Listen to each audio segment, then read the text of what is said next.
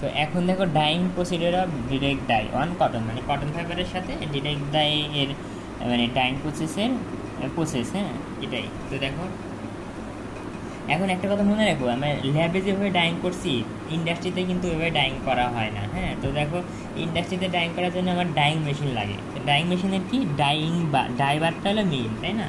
ডাইবার। আর দেখো ইন্ডাস্ট্রির ক্ষেত্রে কি হয়, আচ্ছা ল্যাবের ক্ষেত্রে মনে করে দেখো আমরা কী করছিলাম, ওই দ্রবণ বানাইছিলাম বাইনে, মনে করো দ্রবণগুলা ওই নজলের ভিতর দিছিলাম, তারপরে নজলের ভিতর দিছিলাম, দেওয়ার পরে বিভিন্ন সিকোয়েস্টারিং এজেন্ট হাবিজাবি নজলের ভিতরে দিয়েছিলাম। সব কিছু দেওয়ার পরে আমরা কি করছি, ফ্যাব্রিকটা ওই দ্রবণের ভিতর দিছি। হ্যাঁ, কিন্তু ইন্ডাস্ট্রিতে পার্থক্যটা কি দেখো, ইন্ডাস্ট্রিতে ওই ডাইবাতের ভিতরে আগে থেকে পানি দেওয়া থাকে এবং পানির ভিতরে ফ্যাব্রিক দেওয়াই থাকে। তার মানে শুরুতেই কিন্তু ফ্যাব্রিক, মানে শুরুতেই তোমার কী দেওয়া থাকে, ফ্যাব্রিক এবং পানি দেওয়া থাকে ডাইবাতের ভিতর। আচ্ছা শুরুতে। আর কিন্তু আমরা ল্যাবে করছিলাম কি, ল্যাবে হলে লাস্টে যায় ফ্যাব্রিকটা যোগ করছিলাম ওই দ্রবণের ভিতর। তো যাই হোক এখানে কিন্তু দ্রবণ আগে থাকে না। তো যাই হোক, তো মনে করে শুরুতে কি থাকে, ডাইং বাতের ভিতরে পানি থাকে এবং ফ্যাব্রিক থাকে। তারপরে বাইরে থেকে আমি কি করি, ডাই যোগ করি, কেমিক্যাল বলতে সল্ট সোডা এগুলো পরে যোগ করি। হ্যাঁ, তার মানে ইন্ডাস্ট্রির সাথে ল্যাবের পার্থক্য কী, ল্যাবে আমরা কি করি, ল্যাবেও ল্যাবের ক্ষেত্রে ফ্যাব্রিক দেই পরে, আর ইন্ডাস্ট্রির ক্ষেত্রে ফ্যাব্রিক আগেই দেওয়া হয়। এই তো মানে উল্টা। আর ল্যাবের ক্ষেত্রে কি করা হয়, সবার আগে হলো কেমিক্যাল দেওয়া হয় নজলের ভিতর, আর এর ক্ষেত্রে ওইগুলা কেমিক্যাল পরে দেওয়া হয় আর কি। দেখো ডাইবাতের ভিতর ফ্যাব্রিক থাকে, তার মানে ডাইবাতের ভিতর কেমিক্যাল অর্থাৎ সল ছোটা দেওয়া মানে ফ্যাব্রিকের ভিতর দেওয়া আর কি। আচ্ছা, তো যাই হোক এখন আরেকটা জিনিস দেখো, এই তো এখন দেখো এই যে ডাইবার আমরা বলি না মেশিনের তাপমাত্রা বাড়ানো। দেখো মেশিনের ভিতর কি থাকে, তরল পদার্থ থাকে। তো তরল পদার্থ বলতে কি, স্মল সোডা থাকে, ডাই থাকে ইত্যাদি। দেখো মেশিনের তাপমাত্রা বাড়া মানে কি, মেশিনের ভিতর থাকা তরল পদার্থগুলোর তাপমাত্রা বাড়া। মেশিনের তাপমাত্রা 50 মানে কি, মেশিনের ভিতর যে তরল পদার্থ আছে ওদের তাপমাত্রাও 50, মানে 25, মানে ওই মেশিনের তাপমাত্রা 100 মানে ওদের তরলের তাপমাত্রাও 100। এখন দেখো তরলের ভিতরে আর কি থাকে, ফ্যাব্রিক থাকে। তার মানে কি, তরলের তাপমাত্রা যদি 70 হয়, ফ্যাব্রিকের তাপমাত্রাও কী হবো 70, এরকম। মানে মেশিনের তাপমাত্রা বলতে মানেও যা, তার ওই যে তরলের তাপমাত্রাও তা, আর তরলের তাপমাত্রা মানেও যা, ফ্যাব্রিকের তাপমাত্রাও তা একই। আচ্ছা, ড্রপ দ্য বাথ। আচ্ছা, তো দেখো আমি ওই স্যারের মানে ইসমাইল স্যারের মানে লেকচারে তখন হলো তোমাদের মানে তখন তো ডাইং মেশিন মানে নোটটা ছিল না বা করানো হয় নাই, ডাইং মেশিনটা তখন আমরা চোখেই দেখি নাই। হ্যাঁ, ওই জন্যে জাস্ট ওই ল্যাবের অনুযায়ী ব্যাখ্যা দিছি, তো সমস্যা নেই। এখন হলো মানে অরিজিনাল যেহেতু এখন তোমার ডাইং মেশিন চেনো, তো এটা হলো দেখো ড্রপ দ্য বাথ মানে কি, যে এই দেখো আমরা তো ভিডিওতে নার্সারি ভিডিওতে অনেকবার বলছি যে মনে করে যে ডাইং করি, এই ডাই বাতের ভিতরে কী থাকে, ডাই সলিউশন থাকে। হ্যাঁ, আচ্ছা দেখো মানে ডাই সলিউশন আসলে তৈরি হয় কার সাথে, ডাই কীভাবে তৈরি হয়, ওই যে পানি থাকে, পানির সাথে ডাই মিলেই তো ডাই সলিউশন তৈরি হয়। তারপরে এক কথায় যে পানির সাথে ডাই সলিউশন থাকে, তারপরে সিকোয়েস্টারিং এজেন্ট সল সোডা একসাথে তো থাকে, তাই না? তার মানে ডাইবাতের ভিতরে কী থাকে বলো, ডাইবাতের ভিতরে তোমার ওই যে ডাই সলিউশন থাকে, সল সোডা হাবিজাবি থাকে, মানে এক কথায় তরল পদার্থ বলতে আমি কী বোঝাচ্ছি, পানি, ডাই সলিউশন, পানি, তারপর ডাই, তারপরে সল সোডা হাবিজাবি এগুলোর মিশ্রণ আর কি। তরল বলতে মনে করো ডাই সলিউশন, তারপরে যা আছে তরল পদার্থ আর কি, মানে মিশ্রণ। মানে দেখো পানির সাথেই তো আমরা সব কিছু একত্রিত করেই তো সলিউশন বানাই, তাই না? তার মানে ডাই সলিউশন বলতে এই যে ডাইবাতের ভিতরে যে ডাই সলিউশন থাকে, ওখানে কিন্তু শুধু ডাই সলিউশন থাকে না। দেখো ডাই সলিউশনের সাথে কি থাকে, ওই যে সোডাও থাকে, সল্টও থাকে, মানে সব কিছুই কিন্তু ওই যে ডাই সলিউশনের সাথে মিশে থাকে আর কি, তাই না? তার মানে দেখো তার মানে ডাই সলিউশন, আচ্ছা ডাই সলিউশন তো বুঝলা, যে ডাই সলিউশনের ভিতরে ডাই থাকে, সল সোডা হাবিজাবি থাকে, আর পানি তো সলিউশন তৈরি হয় পানি দ্বারা।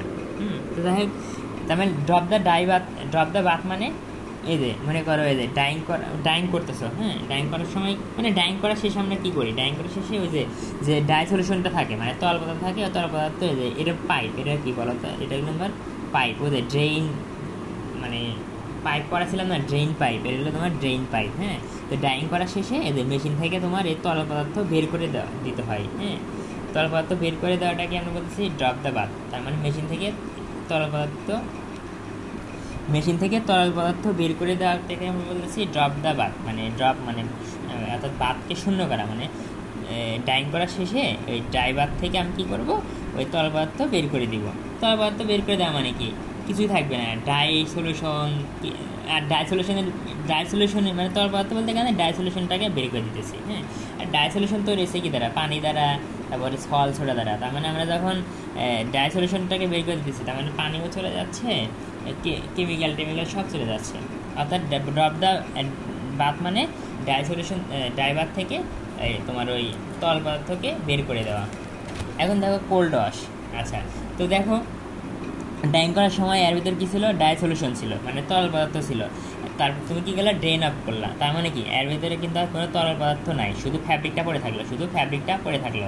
তখন কী করবা, কোল্ড ওয়াশ মানে কি, ঠান্ডা পানি অর্থাৎ নর্মাল পানি দিয়ে ধৌত করা। যেমন আমরা একটা বালতির ভিতরে কী করি, পানি নিই, পানি নেওয়ার পরে ওদের শার্ট প্যান্ট দিয়ে এরকম ধৌত করি, তাই না? তো এরকম শুধু ফ্যাব্রিক আছে, তখন আমরা বাইরে থেকে এই ডাই বাথের ভিতরে কী দিব, ঠান্ডা পানি দিব। ঠান্ডা পানি দিয়ে ফ্যাব্রিকটা ধোয়া হবে, ধোয়ার পরে এই ঠান্ডা পানি এখান দিয়ে চলে যাবে। এটা হলো কোল্ড ওয়াশ। আর হট ওয়াশ কি, কোল্ড ওয়াশের মতোই।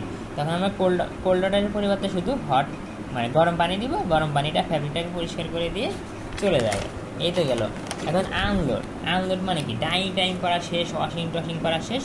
আনলোড মানে বের করে আনা। কি বের করে আনা, যেমন মনে করো বালতির ভিতর থেকে তুমি কি ফ্যাব্রিকটাকে বের করে আনার পরে কি, মানে আমরা বলি ওটাকে চেপা বলি, মানে এরকম করা, মানে হাতের সাহায্যে এরকম করা আর কি আমরা চেপা বলি, মানে পানি চিপা আর কি, মানে ফ্যাব্রিক মানে কাপড়কে চিপতেছি এরকম বলি আমরা আর কি। যাই হোক, তো আনলোড মানে ওই ডাইং বাথের ভিতর থেকে ফ্যাব্রিককে বের করে আনবা। আচ্ছা, এই তো গেল।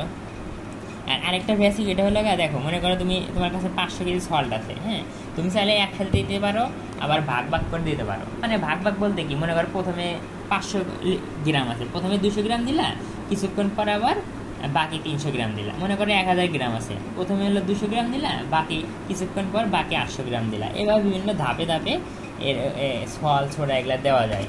তো দেখো ফ্লো চার্ট এগুলো পড়ে নিও, তারপর কি কতটুকু লাগবে এগুলো পড়ে নিও। আমি শুধু সংক্ষেপে এইটা বলি, প্রসেস কার্ড বলি। তো দেখো ওই যে ডাই বাথের ভিতরে তো আগে থেকে ফ্যাব্রিক আছে, ওই জন্য কিন্তু এখানে ফ্যাব্রিক দেখাতে হয় না। হ্যাঁ, ফ্যাব্রিক আছে। তারপর কী করবা, ওই যে ডাই বাথের ভিতরে ডাই বাথের তাপমাত্রা 60 করবা, মানে ডাই বাথের তাপমাত্রা কী করবা, 60-এ তুলবা। 60-এ তুললা, তারপরে ওই যে ডাই বাথের ভিতরে ওয়েটিং এজেন্ট দিবা। দেখো এদের দ্বারা বুঝালাম যে ওয়েটিং এজেন্ট দিলাম। এখন থেকে এদিক কি সময়, এদিক কিন্তু আমার কি সময়। হ্যাঁ, এদিক হলো আমার সময়, তাই না? তার মানে দেখো এখান থেকে দূরত্ব আছে, তার মানে এই ওয়েটিং এজেন্ট দিলা, দেওয়ার কিছুক্ষণ ওয়েট করার পর সোডা দিবা, মানে ডাই বাথের ভিতরে। তারপরে ডাই দিবা, তারপরে সল মনে করো 50%, যতটুকু সল থাকবে তার 50% দিবা। দেওয়ার পরে কী করবা, এই যে 60 থেকে তাপমাত্রা 100 ডিগ্রিতে বাড়ানোর পরে আবার কী করবা, ওই যে এখানে 50% সল দিয়েছিলা, বাকি 50% সল এখানে দিবা, দিয়ে এই যে 40 মিনিট ডাইং করবা। তারপরে এই যে তাপমাত্রা কী করবা, কমাবা।